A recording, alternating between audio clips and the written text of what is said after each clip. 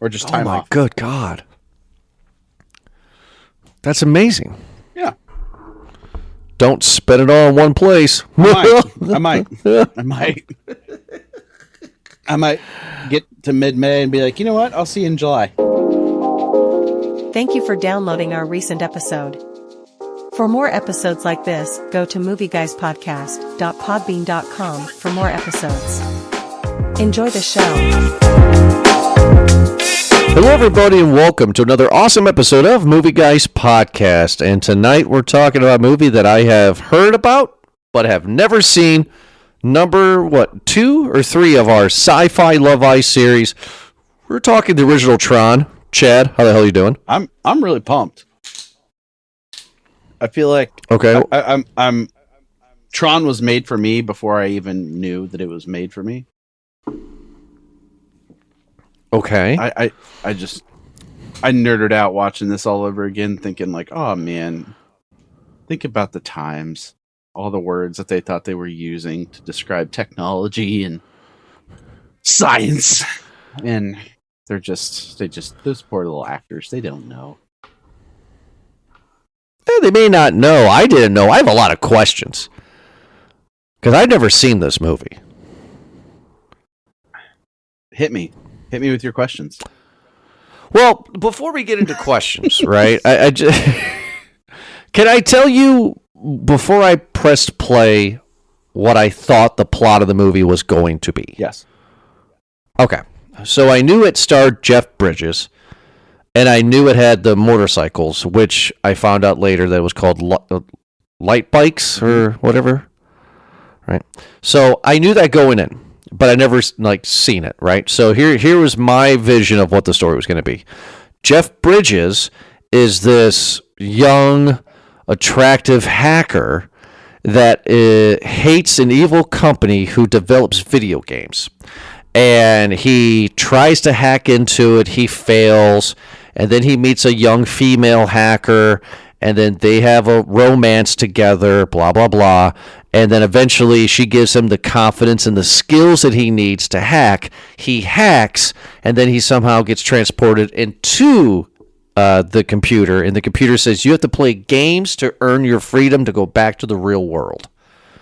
That's what I thought the movie was. Roll credits. Thanks for listening to this week's episode of The Movie Guys. See you next week. That's not at all the movie. We're just going for the fake out. I don't think it was. Yeah, but no. What'd you think of that? What do you think of that concept that I came up with? I mean, it's not too terribly off or wrong. I mean, not in this instance, but I mean, you're describing movies after we've been around for almost 40 years, and we're ascribing to a certain formula, if you will. Sure. I'm telling you what, I have no desire to see this movie again, but my God, do I have nothing but respect for it. I truly do. I mean, I also know that it's 1982, and I also know that they're going to try technology that they're not ready to try yet. And I'm going to give them that mulligan, right? Like, I was just going to go with it because this was the best for the times, right? Turn this movie on, completely shocked that 95% of the movie is in the computer world. It's not even in the real world. Yeah. That was the biggest shocker to me. So, and I think that's the benefit of the time, right? You already said it. You're going to give them a mulligan, which I can appreciate. This is the beginning of the era of CGI, right? And, you know, I think in later movies that use CGI, there are certain things you're willing to look the other way with. Boy, they lean right into all the perks and the pitfalls of CGI in this one. Like, there are things that I see. What is it? It's 1982, so we're talking almost 40 years later. Getting there. But or no, over 40 years. I can't do math. Lordy. Yeah, we are. 44. Yeah. 44. But anyway, they lean into every little scene, I feel like I can see something. I'm like, okay, this is like generic CGI of what it looked like on the screen as they're mapping it, and they're like, all right, looks great, we're gonna use that. Whereas that might be the modeling, if that makes sense, for something Sure. in the future, and they just add actual like pictures and color and things to that framework. This is literally the bones of CGI, and they're like, sweet, let's go with it. Why not? I mean, like that's the gimmick of the film, right? And I think it works in its favor. The reason why I say I never want to see the movie again is just it didn't add anything for me. You know, the story is actually very generic. I don't think the acting was anything to make me go back to, right? It was nice to see the effects, and that's what this movie is. At its core, Tron is an effects movie. That's what people are here to see. So that's why I'm here. I want to check it out. Everything else, I guess, doesn't matter. So you said at the beginning of the episode that you have seen Tron before. So are you a Tron fanboy? Have you seen the other two? Kind of, what's your history with Tron? I've not seen Tron Ares yet. That's next week's I'm going to be episode. seeing that very, very soon. And I saw the second one a couple of times. Now, And does Tron Legacy hold up? I don't want to tell you. Okay. I want you to watch it. You need my homework for you is to watch Tron Legacy first before you watch Tron Ares next week, because I don't want to give anything away. Had I just watched Tron and not watched Tron 2 when it came out, like right after I saw Tron, I probably wouldn't have appreciated Tron as much. Okay, interesting. So you were happy that I'm sorry, maybe I misunderstood. So you saw Tron first before the sequel? Yeah, when Tron Legacy came out, my buddy and I, when I was living in Kentucky at the time, he said, hey, this movie's coming out next week. If you've not seen the original, come over. We're going to watch the original, and then we're going to go see the sequel. I was like, all right, sweet. And so I think I was able to reserve judgment until after I saw Tron Legacy, and I was like, okay, all right, I'm in. Okay. Now, the other thing that I love doing with some of these older movies is and this will probably come out in my score, but I give them way more breaks and credit and room for ew kind of moments because of the time. And this is probably a fault, I'm not as harsh of a critic as a movie that came out in the 80s as I am about a movie that comes out today. Well, yeah, especially an effects movie like this, right? Like if this came out today, I totally understand. But there are some movies that are old that stand the test of time where the effects are still good. Case in point, Terminator 2, right? I mean, you go back and watch Terminator 2, the effects are still amazing now than what they were back in 1991, right? Yeah. And if you think I mean, about it, like, there's probably an argument to be made that the things that they accomplished in Tron laid the framework for all of the effects that we saw in movies that we love that came out after. I totally agree with you. I don't disagree with you at all. I think I don't know if Tron's considered to be the godfather of CG. Maybe it is. I don't know, but it definitely has its roots. Pop culture is, now that I've seen this movie, pop culture has stolen a lot or have honored a lot from this, right? But anyway, back to the question though. So you are a Tron fan. You saw the first one with your buddy first, and then you saw the sequel. Did you go back and watch Tron? Has this been your first time in years that you've seen this, or what's going on? This is the first time that I've seen it since Tron Legacy came out. Oh, okay, and that was what, 2011, 2012, right? So it's been 15 years almost. Okay, all right. So was it fun going back to? Was there things that you forgot about that was in this, or dude, everything kind of just? I forgot everything about the beginning of this movie. I just wiped it out. How they got started. You know, once I got to the arcade, I was like, oh, okay, yeah, I remember this a little bit, but just about the first 20% of the movie, I didn't remember. It's like I blacked it out. But okay, that's okay. Well, so I don't know why they called this movie Tron, right? We'll get into why they do, but I just thought, this is what they called it. But starting off here, we get this evil boss, right, and this big corporation, right? What's the name of the corporation? ENCOM. ENCOM. And his name is Dillinger, right? And we find out in the movie, some point in the middle or towards the end, that Jeff Bridges' character creates these really fun video games, and Dillinger was just a programmer, just like Jeff Bridges was. But Dillinger stole Jeff Bridges' games. Therefore, Dillinger became the CEO of the company, and then he fired Jeff Bridges, who then went and took those games and had an arcade. So now he's this programmer, hacker, gamer guy with a heart of gold that, so wants to drink beer and takes his shirt off with women, just partying up. No? No, I'm good. I'm just saying that's what it is. That's the story. Tell me I'm wrong. No, I know. I just usually skip over that stuff. Doesn't do much. Why? I don't know. Keep going. But that's pretty much the human world stuff. I know. I didn't care about the human world in this movie. Which is funny because I did. I wanted to know more. But okay, so I'm going to sound really stupid here. So help me out. So when we go into the computer world, what's that called? The mainframe database? Is there a name for the world? Oh gosh. It's the grid. The ENCOM The grid. Yeah. Okay. So, when you go into the grid, you have these people walking around in these gray jumpsuits with blue tube lighting all around them. And these are not people, these are programs, like computer programs. Mm-hmm. And the blue programs are at war with the red programs because the red programs are fighting for mega computer, right? No. The master computer? The master control.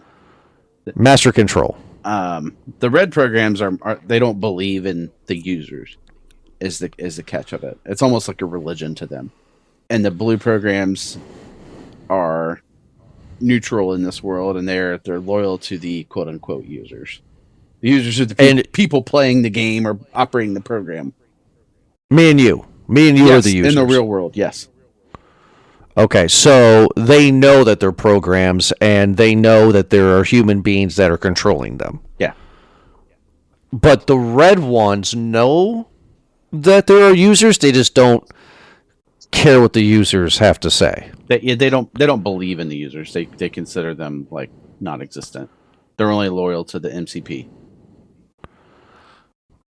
Okay, which is funny though, right? Because the blue ones though have a sense of existence, right? So that means the red ones would have had to stem from the blue ones, which means they would have to have known the user existed. Who created the red ones, right? Like they would have known. Yeah, the red ones I think maybe they're created by the MCP. Maybe I missed that.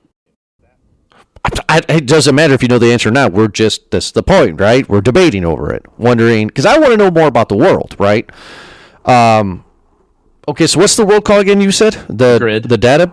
The grid. The grid. So when we see Jeff Bridges and everybody talking or typing into the computers in the real world, all we see is a black screen with white letters. So then the real world people cannot see what's going on inside the grid, right? Like they can't see the light bikes, or they can't see like the tanks or any of that stuff, right? It's all like that old school stuff, right? It's just typing, texting. For them when they're at ENCOM, yeah. Okay, so they don't see what's going on inside. Right. So my question is, to sound stupid, I have a Mac, so I have all these apps at the bottom of my screen right now. Are apps just another fancy word for programs? Yeah. Yeah, they have a purpose. The programs serve a purpose. I mean, if you remember the Matrix, kind of like the people in the Matrix were all programs. I can definitely see. Yeah, I can see where the Matrix people got this from. But okay, so like I got these slew of Apple apps on the bottom of my screen. So I have the calendar app, that's a program in Tron. The reminders app, that's a program in Tron. Yeah. Right? That's what the blue guys are. Essentially, yeah. Okay. And then I have a crappy program that doesn't do anything that I want it to do, and it's a freemium game. Those are the red ones.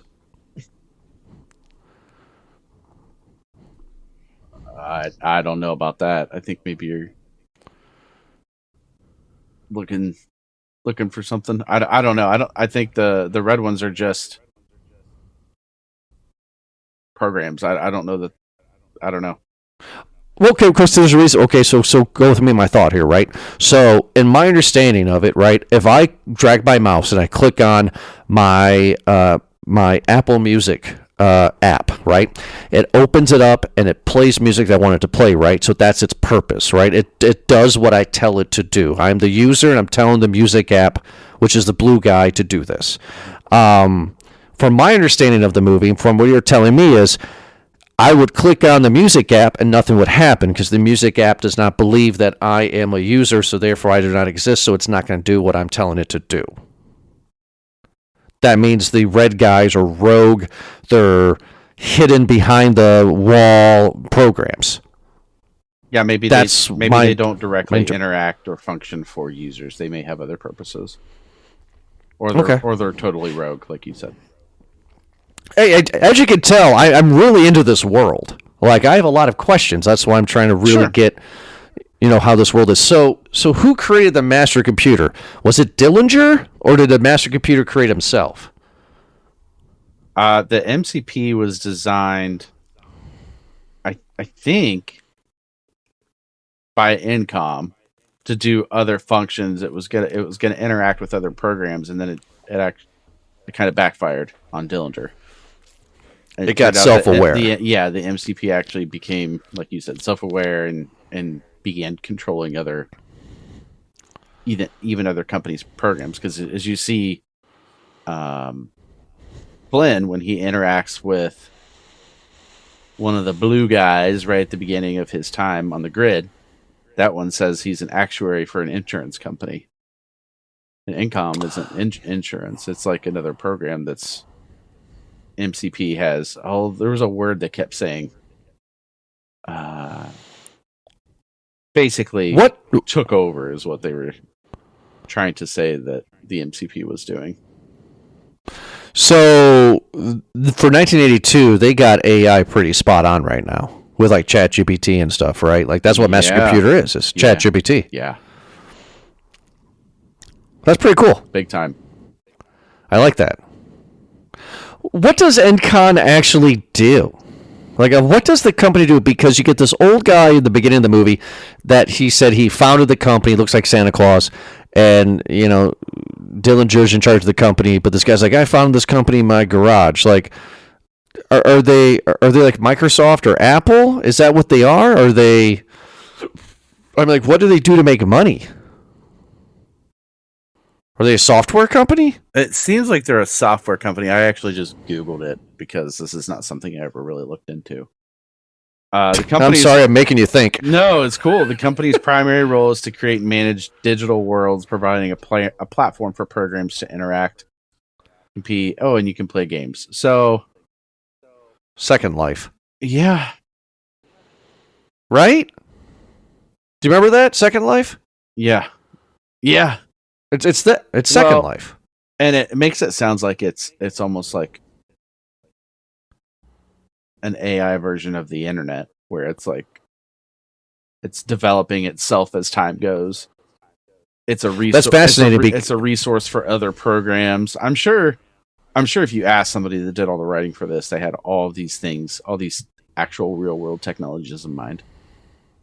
I actually find that kind of fascinating, though, because you said the word internet, right? Which 1982 internet was probably around, but not to what we know it as today, or even 20 years ago, right? So this was like, this is what the internet could be, right? Because it seems like when they go into the grid, you could do and be whatever you want. Hence Second Life, but yeah, you know what I mean. I mean, the internet was mostly was really more networking and things like that back in the early 80s. It wasn't really the web. Everything. Yeah, not like it is now, yeah.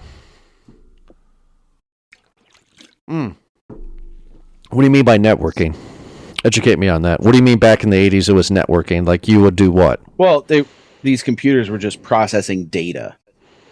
You had data tapes that stored company information on them. And there was not a lot of reasons for you to have access to the data while you were not at work. So if you think about the idea of a server room is kind of hilarious because it used to be like a whole floor for companies instead of like a closet. Wow. Well, speaking of a whole floor, my favorite shot, believe it or not, in the entire movie is towards the beginning where I forget his name, but he's the guy that invents Tron. Al, is that his name? I don't remember. Yes. He stands up from his cubicle, and the camera pans up, and you got this whole floor, the size of like 5 football fields, stretched out in the background, and they're all cubicles, like endless cubicles. I was like, oh, that's a good shot. Like, that one single shot says everything and nothing at the same time for me. Yeah. I'm just like, that's what we are right now. That's amazing. Like, yeah, so there's a lot of fun things here that this movie's not like Back to the Future 2, right? Where they're trying to predict the future, but they're just showing, hey, this is what happens, this is going on right now. I really like the way it looks. I like the look of this movie. So, Flynn, right? That's Jeff Bridges' character, right? So Flynn used to work for the company. Dillinger fired him, like we established. So Flynn is running Flynn's arcade, and the kids are playing games, and he's just, a computer engineer guy with a heart of gold. But while that's going on, Al, the guy who invented Tron, which is great to explain because I thought this is what they call Tron. So Tron is a program to police the grid. That's what I got out of this. Correct? I think that's fair. Yeah? I mean, I really got to think about this. You're making me think way more than I did when I just observed the movie. I didn't think at all. Maybe I should have watched it with a more critical eye, but I was just like, memories, wee. We're reviewing the movie, bud.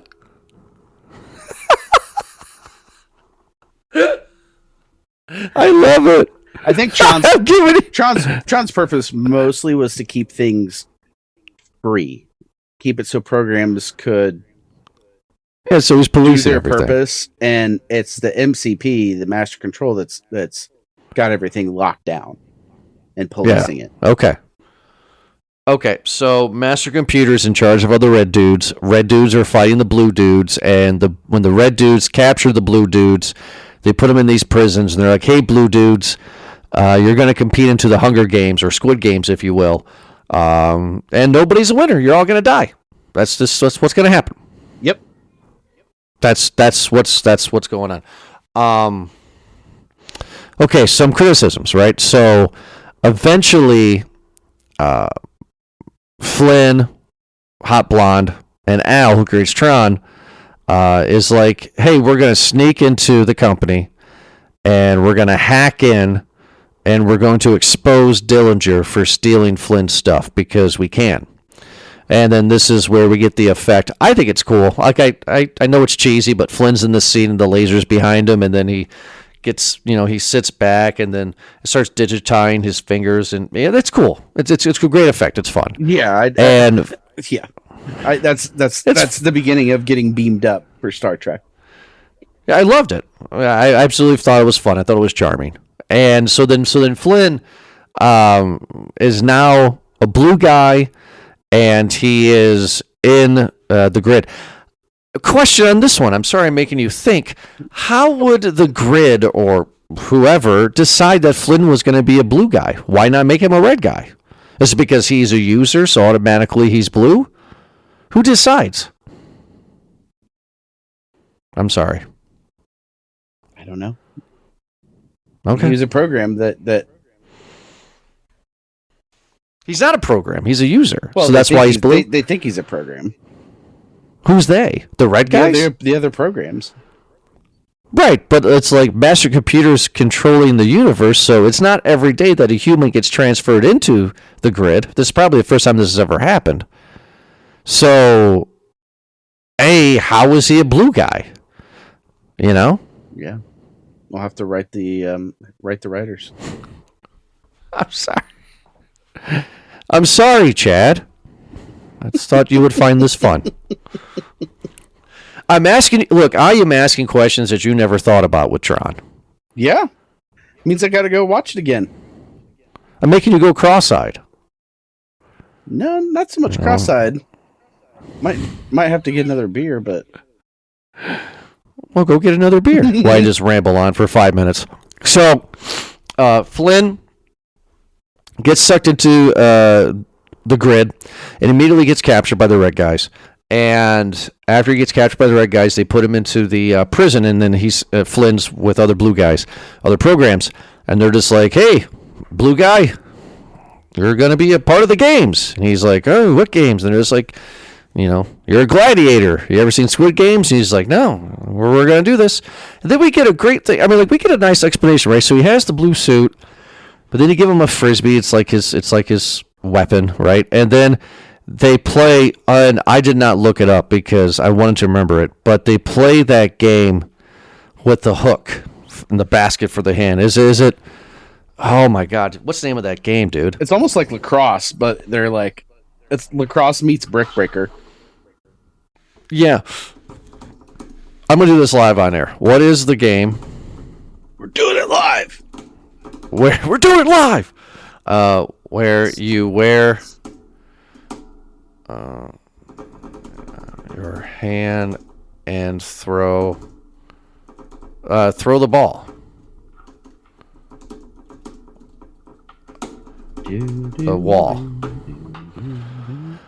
Oh, there we go. That's what it's called. It's called. Oof, I can't say it. Ja Allah.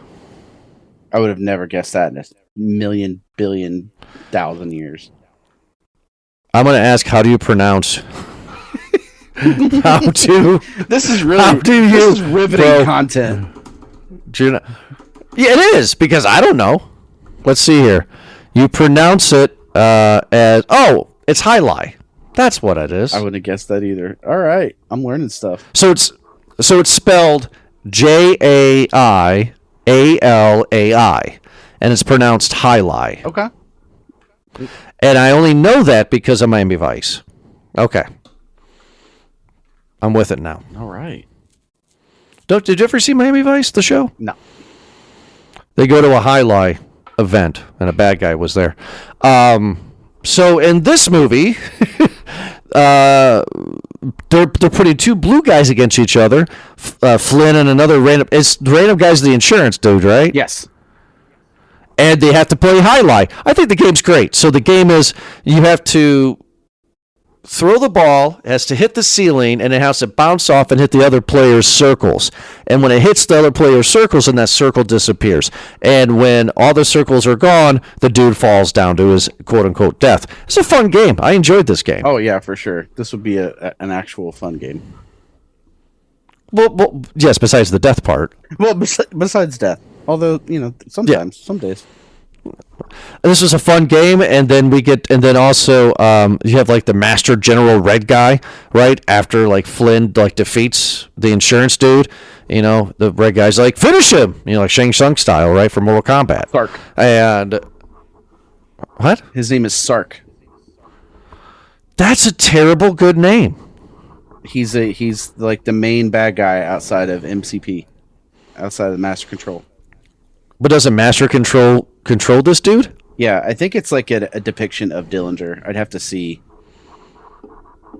I suppose you'd probably be. Oh, so he's Darth Vader and Master Computer is the Emperor. Got it. Yeah. Well, they told Flynn to finish him Mortal Kombat style, and he's like, "No, homie, don't play that." So they kicked the crap out of him. They killed the insurance dude, right? And then this is where See what happens. So they this is where he escapes, right? He escapes with Tron, right? From the Or light. do they? That's when they do the light bikes. They do the light bikes next. The light bikes. I thought that was going to be the end of the movie. I thought that was like the big thing, but no, that's in the first 30 minutes of the movie. Yeah. May I say, not as impressive as I thought. To be honest. Okay, that's allowed. I mean, it was cool. You know, I guess I thought the money shot was going to be the bikes, right? Like, I thought that was going to be the end of the movie. That was the climax. So for it to be here in the first 30 minutes, I'm just like, oh, okay, right? So then they're having the light bike. What is the light bikes? Is it motorcycles with tag? Like they just go in these straight lines and then they leave the trail and the trail's a wall. So they just make a weird design for the opposing player to run through the wall and kill themselves? Is that what it is? Yeah, did you ever play that like Snake game? Did kind of the same thing? Like it's eat, Snake. like, other little bites and you get longer and you got to trap other people within the perimeter that you're setting. I like that reference, Snake.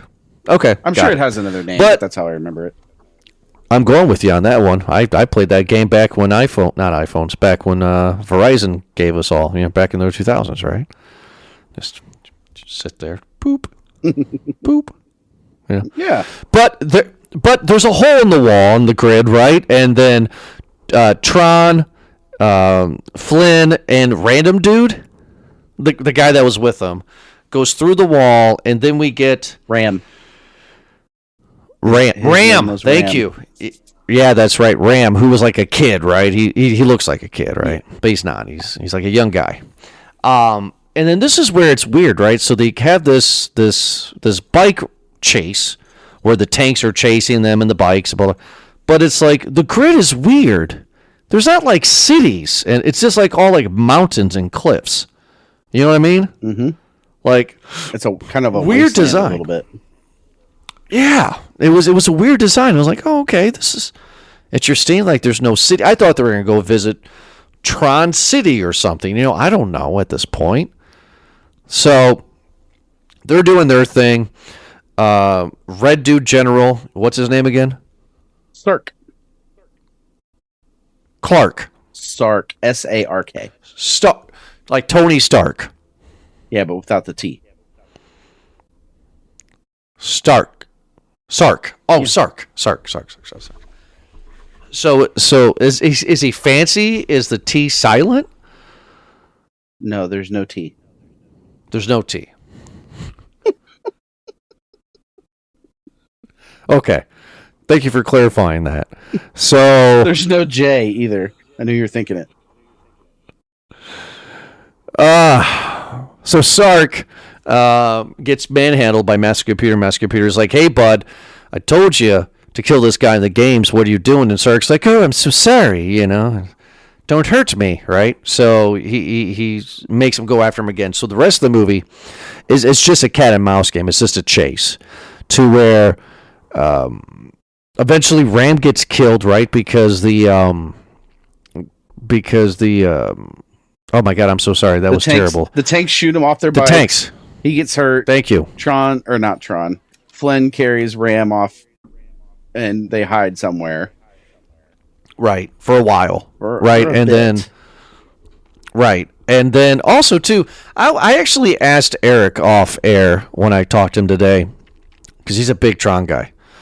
And he said, don't quote him on it, so I'm not, but I did find it interesting. I was like, hey, when those three dudes were alone and they were all just going nuts over the water that they were drinking, what the hell is that? And I don't know if you have an answer for it, but he said he believes it's the power source. This is what gives them power. Yeah, I give you the same thing.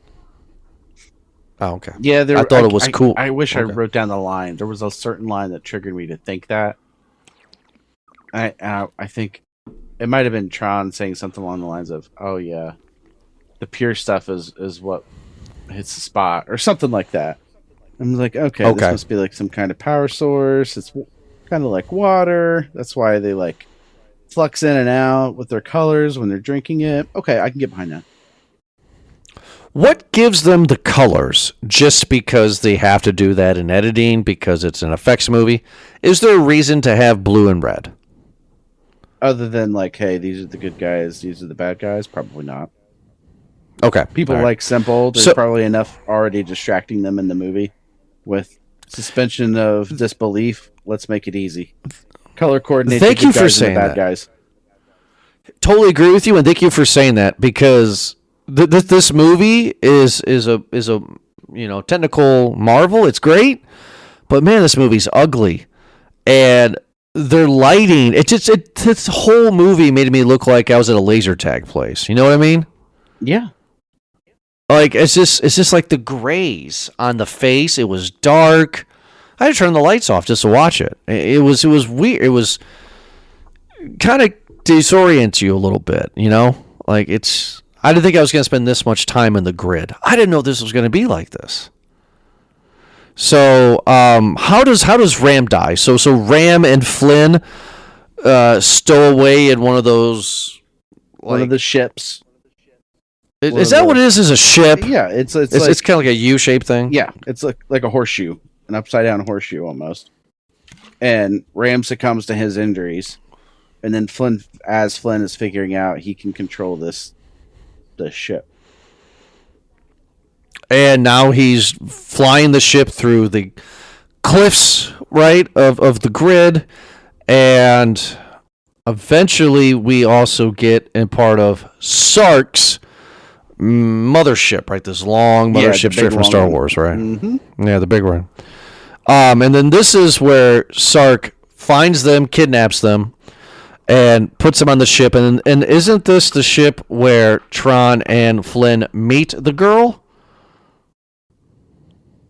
Or am I wrong? Oh gosh, no, I think because Tron's not with them yet. Tron, they think Tron's dead, or Flynn thinks Tron is not alive because that's where they got separated, right? No, Sark thinks that Tron's dead because towards the ending of the movie, they're flying their spaceship like this. That's followed like this yellow beam to Master Computer, and then the mothership kind of hits them, Right. broadside, T-bones them. Yeah, right. And then Tron is allegedly killed, but then they take the two others, Yes, Flynn and the girl, I think, right? correct. Laura. Okay. Laura. What kind of program is she? Do we know? Not a clue. Does it matter? I don't think it matters. Okay. She's the girl. She's a girl. She's the girl. The girl. She's a love interest. The girl. So then, eventually, Flynn and the girl escape. No, they don't escape. Yeah, they do. They escape. And then while they're escaping, they're trying to... Well, they're up top in the ship, and then the ship is completely covered, but eventually they go through this field or something, and then it starts to, like, just show the frame of the ship. Yeah, it's deleting itself. It's de-resing is what they keep calling it. Oh. And this is when we find out that Tron is still alive, and they finally reach Master Computer, and Master Computer's just this kind of like upside down triangle thing with the face, and then like doesn't like to destroy Master Computer. Flynn just jumps in, like just dives in like off a diving board. Yep, leaps into the beam, distracts him. Tron attacks. Boom. Kills MCP and Sark. So for Flynn jumping, I don't know how to say this. So for Flynn jumping inside of him, that does nothing. That was just a distraction for. That's how I for took it. Tron to throw the frisbee just perfectly to knock him out. Yeah, to take out MCP. Okay, all right. So clearly they don't defeat him though, right? Because there's Tron 2 and Tron 3. I have never seen Tron 2 or Tron 3, but I'm assuming Master Computer will be returning. I guess you'll have to watch it. I will have to watch. I'm just saying. just seems a little. The only part You know? that I thought was interesting was just Flynn just reappears on the real world. Like, I feel like there could have been more to explain how he gets home, but Right. So then Flynn jumping into Master Computer somehow resets him to come back to the real world. Right? Am I missing something? No. I mean, He jumps into Master Computer and then he's back into the real world. right. That's when they find out the MCP is turned off, and then this is where they get all the stuff that the MCP was hiding, right? Like all the files that that Flynn actually created these games. right. Seems like a lot of work just to prove that you created games. Is it because Flynn thinks that I mean, evidently he does, but is it because Flynn thinks that he deserves the senior vice president spot that Dillinger has? Is that it? Yeah, I mean, this is all Flynn's work, and Dillinger stole it all for glory. And then Dillinger became the one that was the boss of the company, and then at the end of the movie, that's all rectified. Yeah, but like, this is why I kind of call BS on this a little bit, because the Flynn that I know from the movie doesn't seem like he wants to be senior vice president. He just wants to wear T-shirts, flip-flops, and just, hey, man, whatever kind of guy. So is he doing that for... Is he doing what he's doing this whole movie so he can become senior vice president? Or is he just wanting, acknowledgement that he created these games? And also, too, the old guy that's Santa Claus, that was the founder of the company, he would not know that Flynn was working on these games and know that Dillinger... I don't know. A lot of that's kind of eluded. Right? Yeah, it's just kind of skipped over, it feels like. Hey, we get to the end. Flynn's back in the real world. Can we get beamed back into the real world? Oh. Mm-hmm. And I think, I'm trying to remember, I think it's all printing out there as he wakes up.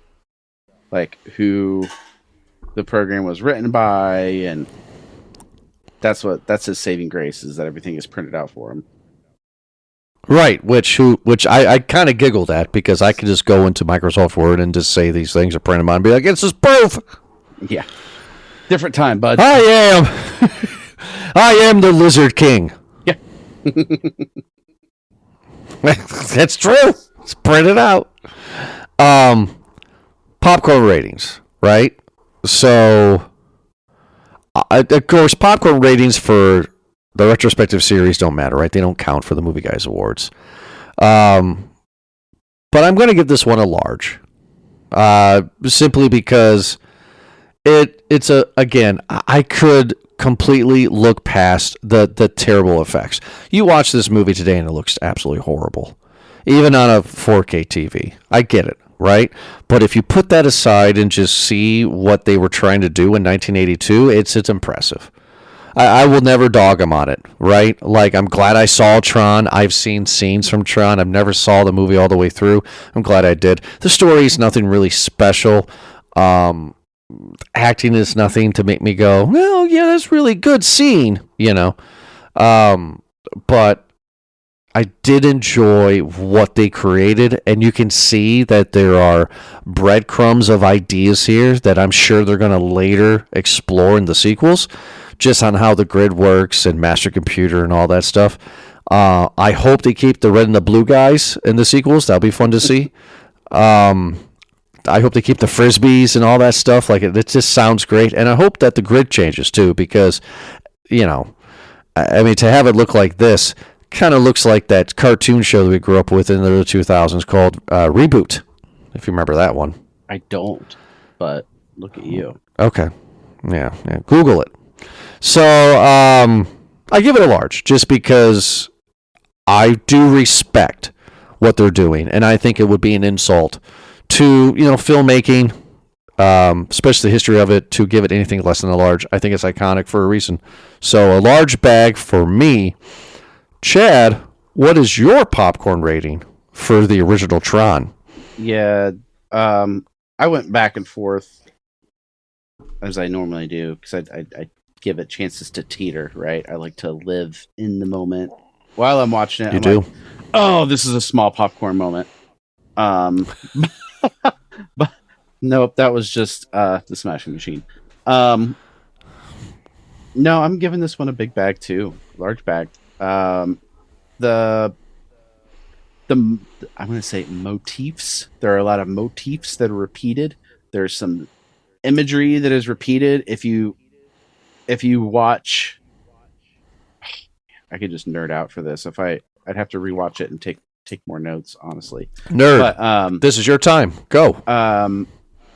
there are pieces. If you're watching it in the real world, when the scenes are in the real world, there are hints that just because you're not on the grid doesn't mean you're not on the grid. Like there's imagery with, like especially, it's really hard to explain. A lot of the surroundings mimic what it might look like inside of the grid, if that makes sense. Like that, I'm with you. Like the ending with after they land on the Flynn lands the helicopter. He's like, "Hey, greetings, programs," and they have their hug. They have their moment. They walk off the scene, and then it's like a time lapse, right? Like the cars on the streets go up faster. You see planes and helicopters and stuff flying by, and it turns into night and all the lights and stuff, and it's kind of mimicking some of the graphics from being on the grid. And the same thing early in the movie, I think it was a helicopter landing on one of the roofs. There was some of the lighting that kind of mimics, and just those repeated motifs of like, hey, just cause it's the stuff might be in a video game or a program doesn't mean it's all that different. Like life is similar out here in the real world as it was down there on the grid for all of those programs.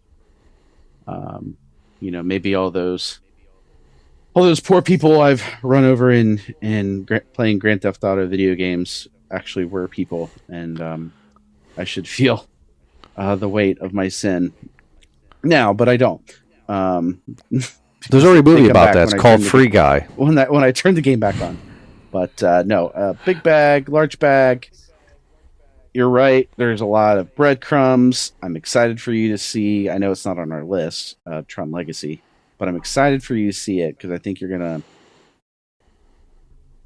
I think it's just gonna open you up more. And then Tron Ares. I don't know a lick about that movie, so I'm excited to watch it. I'm actually gonna watch Legacy again here probably in the next couple days, and then I'll be primed and ready to go for Tron Ares. All I know about Tron Ares is Jared Leto is in it, so I don't know what he's playing or what he's doing. I have no idea. So I am going to watch the sequel. We're not reviewing it, but I am going to watch it to prepare because I figure it might as well. Might as well go the distance and figure this whole thing out. But yeah, it's not a shocker to people that are listening to the episode, right? I mean, Tron is a classic, so you can't really dog on a classic too terribly much, right? So yeah. It's a large bag for me, large bag for you. If you haven't seen it, it's on Disney Plus, everybody, because it's a Disney film, which completely shocked me. Didn't know it was a Disney film. Yeah, I kind of forgot that. Probably did most people, but that's all right. It's all right. Everybody who's listening, make sure to check us out at movieguyspodcast.podbean.com or wherever you get your podcast from. We are on that platform, like Spotify, Apple Podcast. We're on iHeartRadio, too. I don't know if you guys still listen to that. That's the thing. Still on that. We're on Pandora. I don't think anybody listens to that either, but we're there. So wherever you get your podcast from, guys, we're on those platforms. Thank you so much for listening. And Chad, thank you so much for joining me. And we'll be back next Thursday for an awesome episode. Have a good night.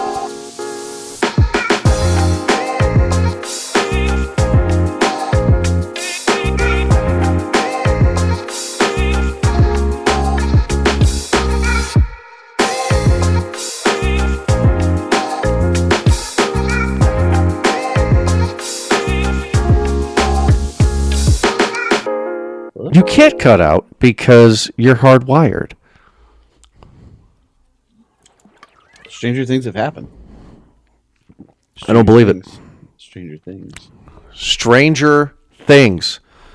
I was so happy. We go to watch Tron for the first time last night, and I look at Gina and I go, hey, this movie's shorter than an episode of Stranger Things, so we're good. Yeah, it is. Woo! I was like, she's like, okay. When I was rewatching it, I was like, oh yeah, 93 minutes? Done. Mm-hmm. I'm here for it. Let's go. That's a breeze. That's only 30 minutes shorter than a Movie Guys podcast episode.